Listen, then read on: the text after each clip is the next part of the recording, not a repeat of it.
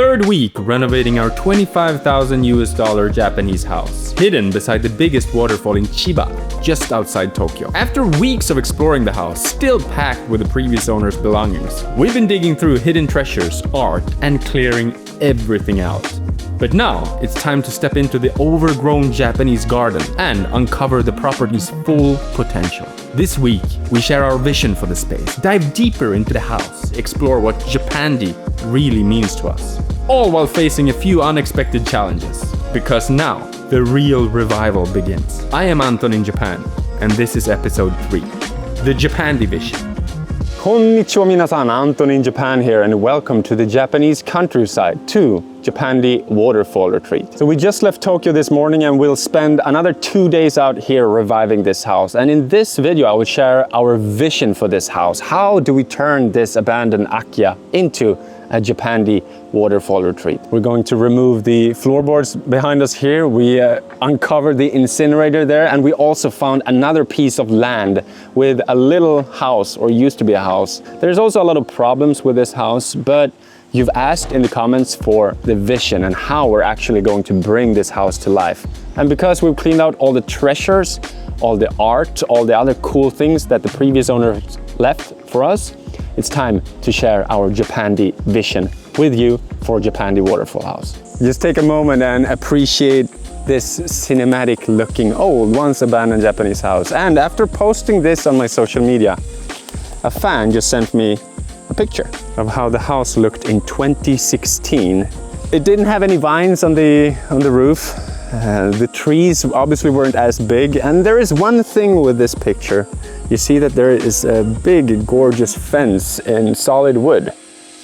So the idea with this place is to turn it into a private retreat, and we would need some privacy because this road is pretty heavy trafficked, especially in like holidays among Japanese people. Not so many foreigners knows about this place, but we will need some kind of fence here. Right now we just bought some red cones to put out there, but we wondered what really happened to the fence. I received this picture last week and I really thought someone must have come to just remove the fence, but we just found the answer.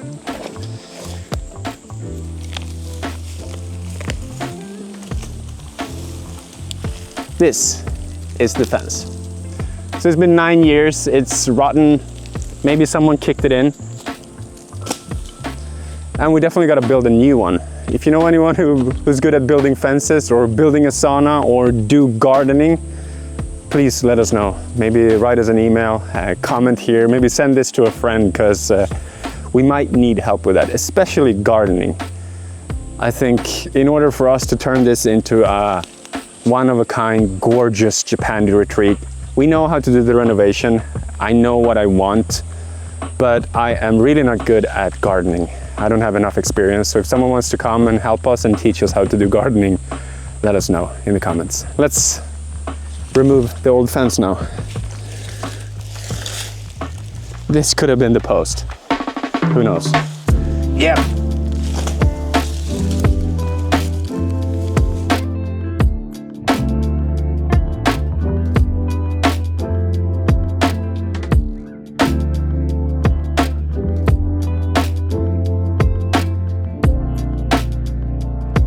I think we should build something here, definitely.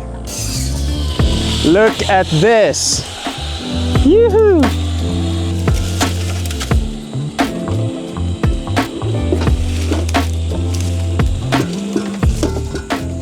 It's the old post box.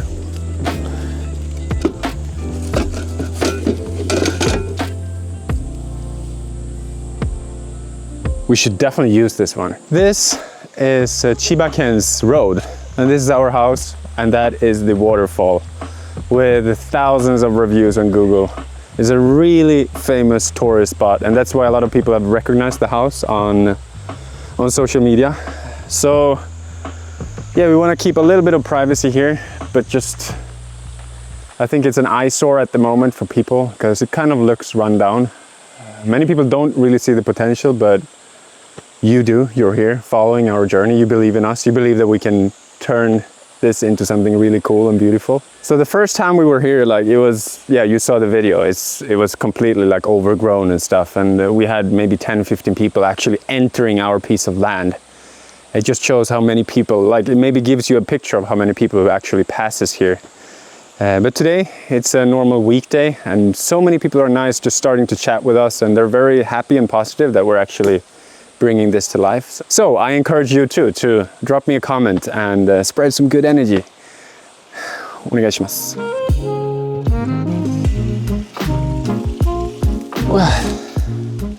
Extra one.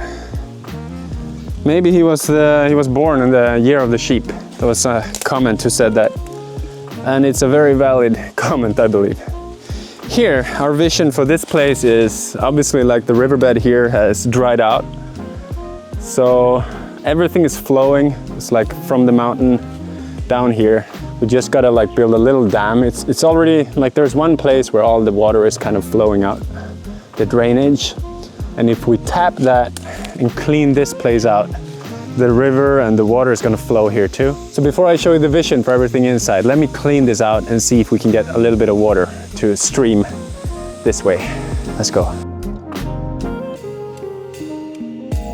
So what is Japandi and what is our Japandi vision for this Japandi waterfall house? As you can see, if you followed our renovation projects in Tokyo, we're really lucky that we already have all of these woody tones in this house. We're right out in nature, the green, the sunlight, and all of these fantastic pieces of wood. This is hinoki, there's a lot of keiki, and there's a lot of unique details. Japandi to me is about reviving what's already there in the house and then putting my own Swedish background while kind of elevating the already beautiful Japanese details that we have. This is a traditional Japanese house, but not in the sense of being a rippana kominka, like an old kind of a folk style Japanese house. So it's more of a cute, kind of always like Scandinavian looking.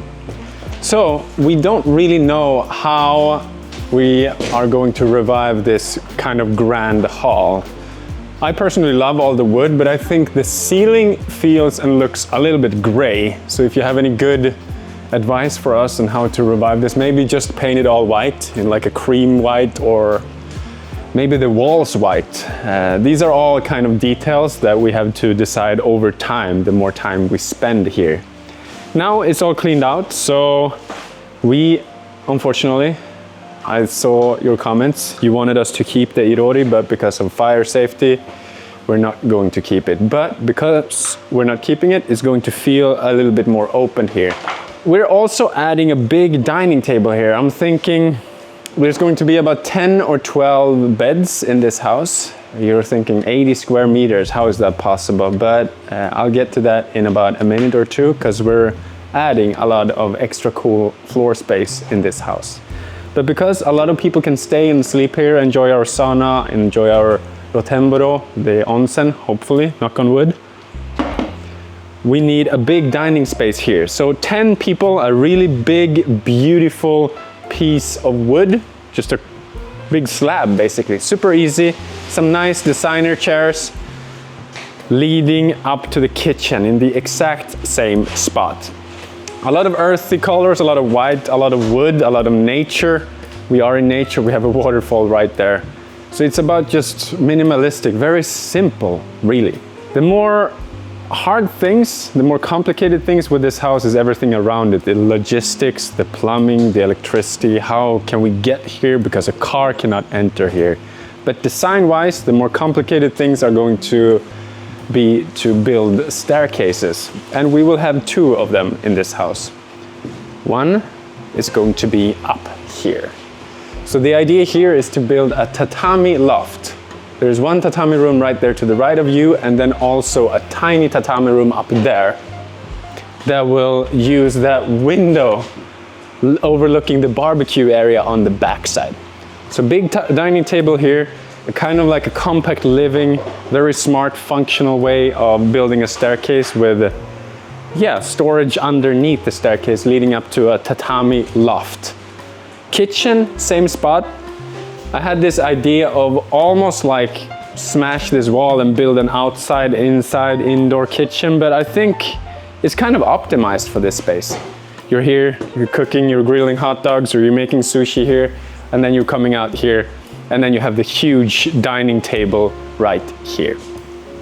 The second staircase, or maybe I should call it a ladder, will be in this room. It's a little bit dark right now. The sun is right now right there. So we have indirect light right now, but in the morning it's gorgeous in this room.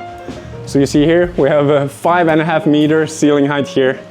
And that also means that we also have a beehive right there that we can see. But me personally, Japandi to me is to revive and reuse everything that's visible. All these beautiful beams here are going to stay this way, with a ladder right here, and then a little loft. This room will have hardwood flooring, oak, repainted surfaces, clean surfaces. I don't really know if we're going to keep this okabe. So Japanese older rooms and older houses, they have these shaku system. They're not built with 2x4, so they're all kind of with the same framework. I don't remember what this one is called, but this is the hashira, right? This is the structure of the house. So we could build and make this like, in a Western room, it would be one flat wall, but Japanese rooms have these kind of walls. And it's kind of cool to mix normal wooden floors with these kind of Japanese aspects, together with what's right behind you right now, these shoji windows. And from here, we can also see the waterfall and the river down there. So we have a loft here, hardwood flooring, and then shoji doors and shoji windows, actually. Woof. Together with everything, all the colors on the walls will be cream, white, and all of these woody tones as well. We just had a carpenter here, and he said that all the paneling in here is hinoki. And I've never used hinoki on the walls before. We've used it for structural upgrades in Sangenjaya at our Japandi houses there. Japandi to me is also to use the space in a more functional way and make it look bigger. We are in Japan, everything is kind of compact. And I would like to build in a big mirror on that wall. Maybe with a tile frame, if it's going to fit. We went to Gifu Tajimi to look how they built with tiles and how they made Japanese tiles, and super fascinating. And I would like to maybe use some cool Japanese tiles and ceramics for this revival as well. But really lucky, I don't know, if you watched Sangenjaya House, Sangenjaya Villa, we're actually using the same beimatsu for the ceilings. So just with, just scraping it and sanding it and then oiling it again will make it look fantastic again. Together with the character from the previous owner, the original doors here, we're definitely gonna keep that. We're going to keep this beautiful one. And then on the back side, the leisure garden and the sauna area. Let me show you that area as well. So our biggest problem right now is all the plumbing, and we have one of those, it's called in Japanese botton toire. Let me show you. This is where all your poo-poo and pee-poo is gathered, and we honestly have no idea how to empty this one. So we're going to change it to a big jokaso. I don't know what it's called in English, maybe you know. But that's not the point of this part of the video. This part of the video is for me to explain my ideas and the opportunity with this space right here that we can't really touch right now until the plumbing is done. We hear the waterfall, we have the sauna right here, indoor shower, indoor bathtub, rotemburo right here. That is all connected to the barbecue area that we will have right here, outside of the kitchen. You can step outside here, you can grill your hot dogs, you can grill your hamburgers, and then you can communicate with your friends who are in the sauna or sitting out there in the hot tub. So a lot of you guys have commented that it's really dark inside, and while that's true, it's so much more dark than our Tokyo houses. We're really lucky that we have those kind of, what do you call them? Then we're also going to work a lot with lighting indoors, and like it's super bright here like all day, even though we're like in the middle of the forest. I do need your help though with the outdoor area here. My initial idea is to use the recycled wooden deck that we used for Sangenjaya Villa and our other projects in Tokyo, but we are right next to a river. It's very humid and hot Chiba summers, so maybe we could build a stone garden here instead and have the rotemburo and the outdoor area here, sauna, with a stone garden somehow. What do you think? Is a wooden deck the right choice, or maybe go for a more nature vibe? I don't know yet. Do you know? All right, let's work a little bit more. Okay, say no. Whoa. Whoa.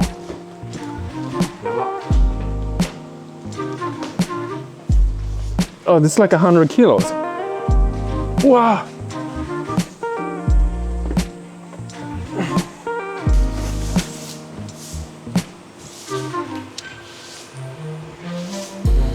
Oh, oh yeah, yes.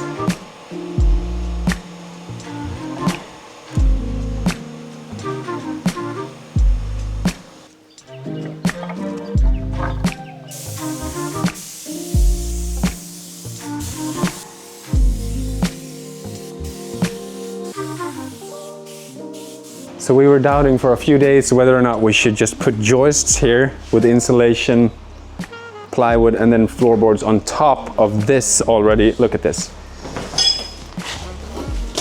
This is the original floor. It's gorgeous, but it kind of like, when it dries, it just cracks. So the joists in the floor is actually not bad, as you'll see in about like 10 seconds here. The floor itself is like cracked.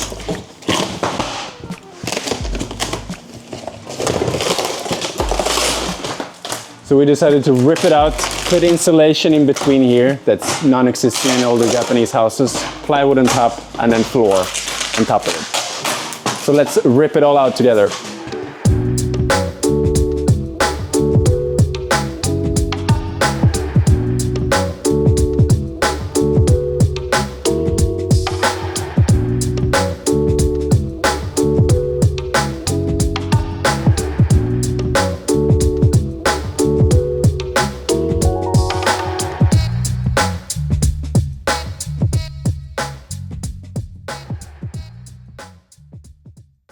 Ohayo gozaimasu. We just had a fantastic breakfast at our onsen right next to the Waterfall house. I'm so sore in my body. I was ripping off the floorboard until very late last night, and I feel old, to be honest. But right now we're outside Kain's, that I've actually worked with before in Japanese media. Kain's Home, and we're here to buy some floorboards and insulation and a lot of other smaller things. We only have a small Toyota. So a good thing with Japanese home centers is that when you buy something big and bulky, they lend you a car. Hopefully they'll do that today, because we've spent 45 minutes getting here. So we're gonna get 30 sheets of plywood, 30 sheets of insulation, and a bunch of other smaller things. It's probably gonna land us at about $1,000, I think. Let's go.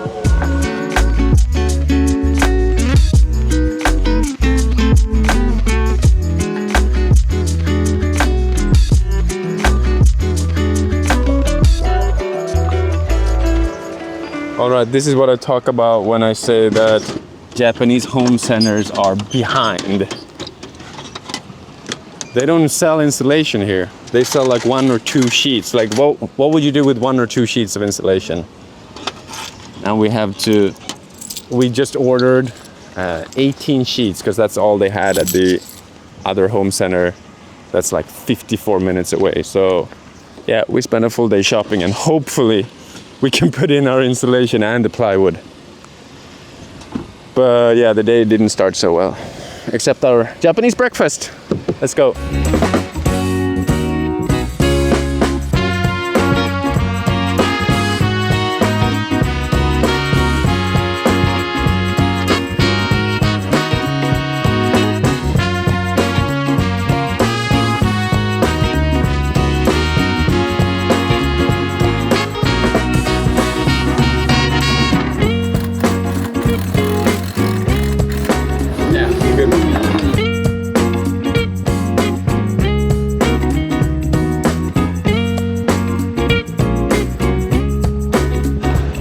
Finally got everything, we think. Now we just have 45 minutes left, to get back to our Waterfall house. And we were really lucky as well, because they had an ANTON truck waiting for us. Which one's ours? 1797. This one. Let's go back to the Waterfall.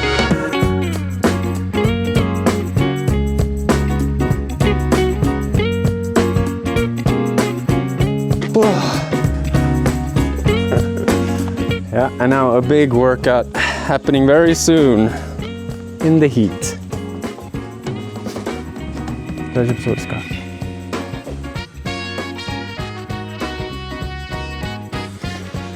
So, well, this is a dream house. This is our last 2 pieces of plywood.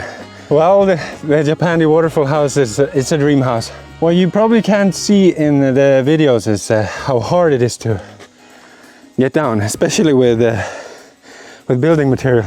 And we have to carry down all these things. It's been a full day, going to the home center, renting the truck and coming back here. But we have a lot of cool things at the house right now. Let me carry these down and I'll show you the rest.